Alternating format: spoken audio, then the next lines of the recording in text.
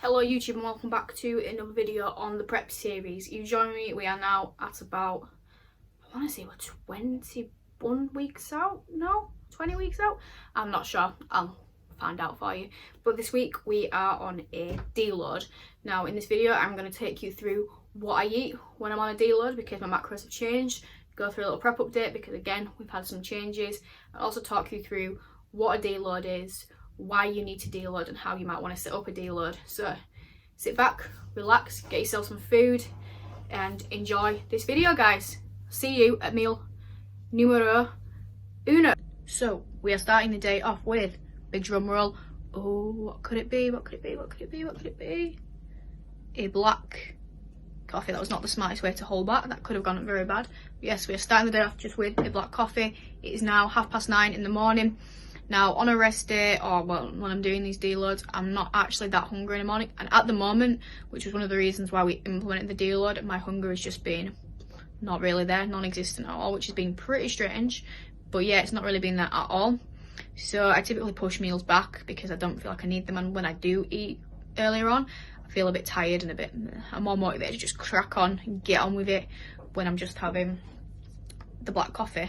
I've got a few flavour drops in there though, so we've got vanilla today, so vanilla black coffee, if that counts. So what I'm just doing right now is some work. So this morning what I've been doing is basically doing a load of videos for my gym that I work at, videos on motivation, because a lot of the members there are struggling on motivation. So doing some little tips and videos for them on how you can keep up motivation during lockdown, because it is something that we're all struggling with, and even myself, I've struggled with motivation to train and exercise during this lockdown from time to time. So just creating some little hints and tips for them, things they can implement to basically help them keep going. And if that's something anyone else is struggling with, please just drop me a message on Instagram. I'll leave my tag down there, and I will always be there to offer some advice, anything you want in terms of support on how I'm keeping up with motivation, and maybe how you could implement some of those strategies too, which have helped me. So I'm just going to crack on with that now, and then I will show you meal one. I won't lie to you again, I promise, she says. See you at meal one, I promise.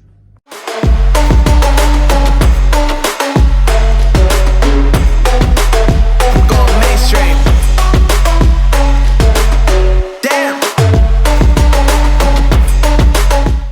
And there we have it, people. Meal number one, we've got some corn cakes with avocado, some egg whites and spinach. It looks horrendous, I know, but yeah. Tried with the presentation but failed. So on my egg whites as well, I've got cumin and smoked paprika. Cook them in there, tastes amazing. Yeah, that's it, simple as that. Pretty basic meal for meal number one, coming at 10 in the morning. Okay guys, so this is going to be the main bulk of today's video, and we are talking about deloads. So I'm going to be talking about what a deload is, why you should do it, when you should do it, and then start talking about my deload as well. So what is a deload? In the most basic terms, it is a short period of time where you reduce your overall volume and intensity of training. So that's a deload. Why? So why might you want to implement a deload into your training? Now, with all of this as well, I'll be speaking purely in terms of bodybuilding. I can't really be speaking for powerlifting, strongman training, any other sort of forms of training where you would implement a deload, because ultimately I don't know about them. I just know about bodybuilding style and deloads and what you do with those based on personal experience and the knowledge I have acquired through years of listening to podcasts and listening to people with lots more knowledge than myself and research and all that wonderful jazz. So yes, bodybuilding deloads. Why might you want to implement a deload? Basically, if you are pushing yourself with training, you are training with intensity, you are putting your body under a lot of stress. Now, if you think to the basics of exercise and fundamentals, the exercise itself is a stressor on the body. Now, when you are training to intensity, you're training to failure, and you are pushing yourself and putting your body under, some heavy weight, that is a huge stressor, which the body after a while will be like, nah, I don't want you to do that because this hurts and this is bad. So eventually you will reach a point where you can't continue to push. Your body will fight back and you will stall. you will reach a point where you will stall because your body just does not want to keep pushing forward. And eventually that stall will turn into a regression. So you'll have gone from progressing to a stall, and eventually you will regress. Your numbers may actually start to come down because you have built up so much fatigue. Your body may fight back in terms of injuries. You may get some injuries, and obviously if you injure yourself, you will definitely not to be able to progress at all, and you will go back a fair few steps in terms of numbers, and we don't want to do that. So a deload allows you to take one step back and then take 2 steps forward in bodybuilding, which is a great way of how I like to look at it. So when to do it? Now, there's no actual rules, you know, there's no prescribed rules as to when to take a deload. You know, every 10 weeks do it, every 6 to 8 weeks do it. There's no real rules. I personally, would sort of look to every 10 to 16 weeks, but that is going to be totally dependent on so many variables, such as, are you an assisted athlete? How hard are you actually pushing yourself? What is your training frequency like to start with? How long have you been doing a training block for? So many variables come into play, so it's a very, very individual matter. So what you would then look to do is look for the symptoms of needing a deload. So these they vary, but the main ones would be lacking motivation. You know, has your motivation to train just taken a huge dip? Do you not really have that get up and go to go train? That wasn't an issue for me this time around. I was loving training and getting hyped for it. Recovery issues, so are you experiencing DOMS? You experience a lot of aches and pains, you're not feeling like you've totally recovered. That was one I was experiencing, and little niggles as well. So we're not talking huge blown injuries, but just maybe sort of little bits of joint pain here and there. So for me, I was getting a little bit of knee pain, ankle pain, and in my calves as well. Are you not really able to progress? Are you reaching a point where your numbers are stalling? So when logbooking, you're hitting the same numbers, you know, week on week, and you can't really push them any higher. Digestion, fatigue does cause inflammation. It has an inflammatory response in the body, which in turn can impact digestion negatively. And mental fatigue, so are you feeling quite tired, mentally drained, struggling to articulate sentences and things together, which you can sort of see I'm doing, but I do anyway because I'm blonde. I sort of was experiencing the mental fatigue and the recovery issues more than anything else. And if you are ticking a few of those boxes, it may be a sign that you need to deload. Now, how do you do it in terms of duration? 1 week is sort of the maximum time you want to be implementing a deload for. And with that, there are different ways of what you can do within that week. Now, you can actually take more rest days or take time off altogether. So if you are actually at a point where you're maybe going on holiday, or you have a huge life event like, I don't know, exams, a wedding, that might be a great time to actually take a full week off training. Or like myself, what you could do is look to just take a short amount of days off training, so a fair few rest days. So for me, I'm taking 4 and then assessing from there, and then the next few days drop the overall intensity and volume. Or you could just drop the intensity and volume down for the entire week. Now, what that means in terms of volume is, so there's different ways you can do that. So if you normally do 4 sets of shoulder press, do 3.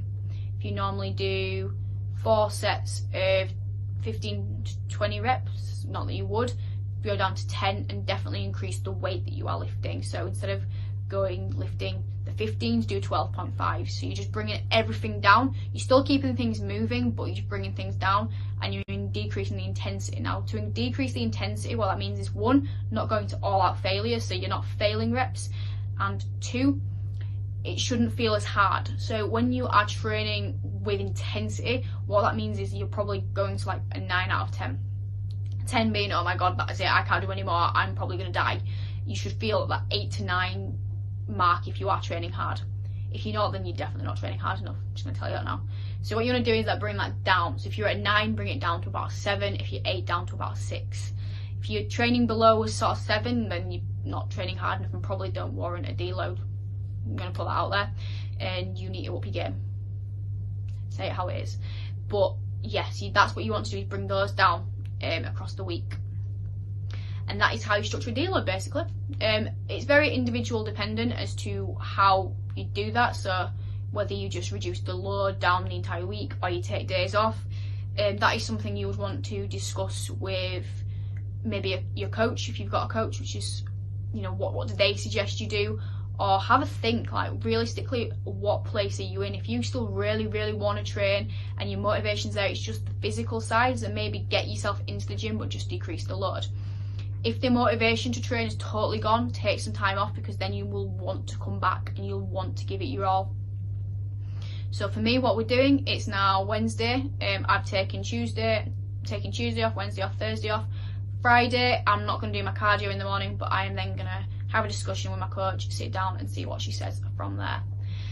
So yeah, that's what a deload is, why you should deload, when you should deload. So during the deload, what do you do with food? Now that's a big one. I've heard people, if they're taking time off the gym and in a deload, what do you do? So in terms of a deload, what you do with your food intake is very much debated. There's no clear-cut answer. Again, the same, there is not a clear-cut answer as to when you should deload and how to structure it. It will depend as well as to what phase you're in. So you can take a deload in a building phase, in a bulking phase. You can take a deload in a dieting phase or a maintenance phase. Now I'm obviously in a diet because I'm on prep. So some people will say to bring calories back up to maintenance to avoid muscle atrophy, which is basically muscle breakdown. My calories are still high enough, really, even brought down, and because I'm only taking 4 days off, that's not really enough time for like damage to happen. You know, if you were taking 2-3 weeks off, yeah, fair enough. And also when I'm not, training, I'm not doing my cardio, and I'm not tracking steps. The only things I'm doing is I'm teaching a couple of short HIIT classes for work, which aren't very intense, and I'm still getting some steps in. I'm just not pushing to get at least 8,000 a day in. I'm just doing what's done. I've done 3,500 and I'm going on a walk, so I probably will hit the 8,000 mark, but I'm not stressing about it. So ultimately my expenditure is down, which means I'm not burning as many calories throughout the day, which would then be another reason why not to bring them up to maintenance. So what we've done is I have actually had a decrease in calories anyway this week, which I'll discuss. I'll discuss it now actually, as part of my prep update. With sort of a stall in scale weight and this all going on, we've decided to bring calories down a little bit. I was saying as well that I didn't feel like I needed as much food on a rest day as I do a training. So what we've now got is training day calories / macros and rest day. So what has happened is I think the macro breakdown is different, in that my fats are lower and carbs are higher, but I'm on the same calories during the deload as I will be on a training day, which is just short. I'm not going to give you exact numbers, but it's just short of 1,900. So we're about 1,000 down. Not 1,000, Christ, could you imagine? 100 down from last week and what I've been on for the last fair few weeks now. For about a month I've been on those. So we've hit a plateau. So moving back onto deloads, basically I was keeping things the same, and a lot of people will just say to keep things the same as what you were doing before. No need to really change it. But again, it is individual dependent, and that is something you do want to discuss with your coach, because it will depend on what part of your journey you're on. Are you building muscle? Are you looking to lose fat? Where are you at in your journey? So that will be individual dependent as well.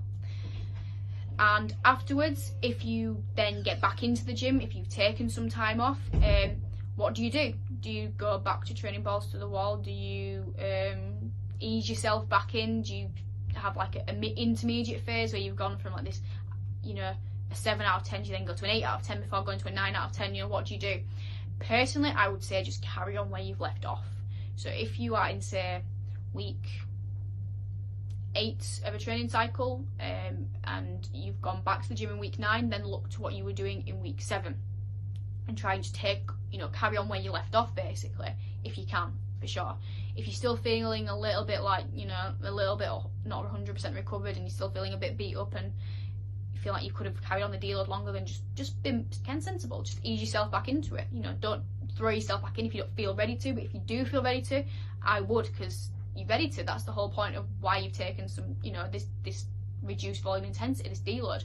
You've done it, so then you can carry on. You can carry on progressing.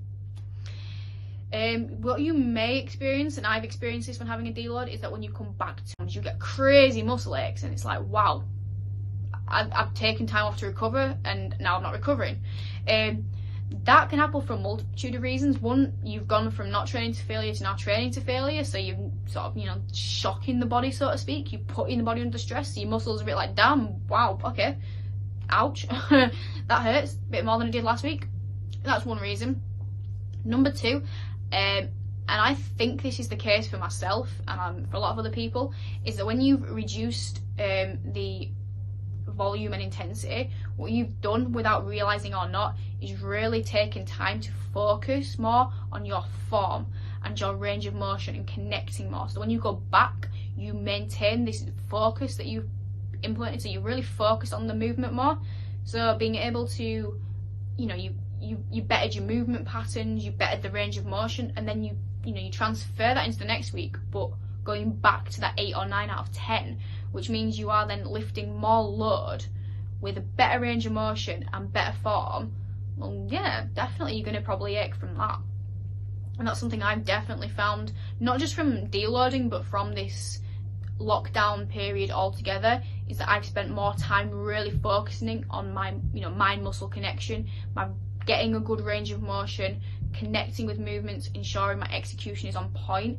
And that may be a reason why I've experienced a lot of DOMs as well, because I've not just focused on, you know, increasing my weight, I've focused on making sure that I'm hitting movements right, if that makes sense. So takeaway point, everybody's individual, and yeah, no, I'm joking. But what I'm trying to say is, I'm sorry if this video you wanted me to give you a prescription of how to do a deload, when, what, why. I've outlined how to do it, but ultimately it will be individual dependent. And hope that clarifies things for you guys there. Ace, I'm going to go on my daily walker of the day. Well, only at one, it is sad. And then I will see you at meal numero 2. See you in a bit, guys.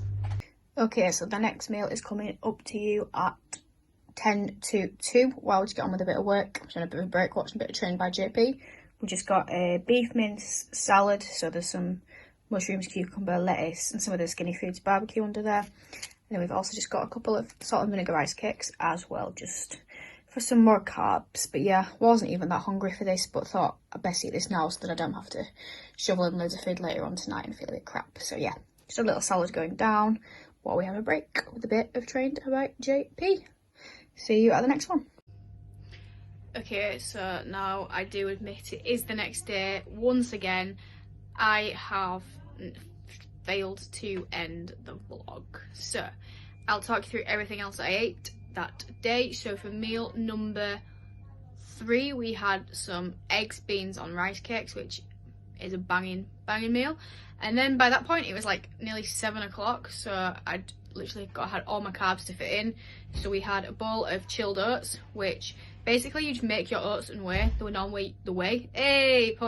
way you normally would, and then just whack it in the fridge for a couple of hours, and the texture is divine, really cakey. We had a bowl of yogurt with a bit of whey and some Rice Krispies, and then to top off the macros of the day we had cream of rice with dark chocolate, Lindt 90%, the only one to have, and some whey protein. And that was it for my day. That topped off my macros for the day. I'm going to end the vlog here. Again, it was a bit of a rubbish one. I'm sorry to end it on such a rubbish way. Basically yesterday my food scales broke and I had a bit of a mini meltdown because I couldn't track any of my food. And yeah, it wasn't the end of the world, but when you're trying to be as meticulous as possible on prep, it was a bit of stress, which is why I didn't really want to talk, and I just sort of cracked on. And we managed to fix the scales a bit so that it just meant I couldn't reset it to 0, so I had to add up everything with a calculator as I was adding it to the scales. It was a nightmare, but we'll leave that here. Thank you, and I shall see you on the next one when we are out of the deload and maybe we've had more changes in prep. Who knows? Tune in next week to find out. Peace and love always. See you in the next one.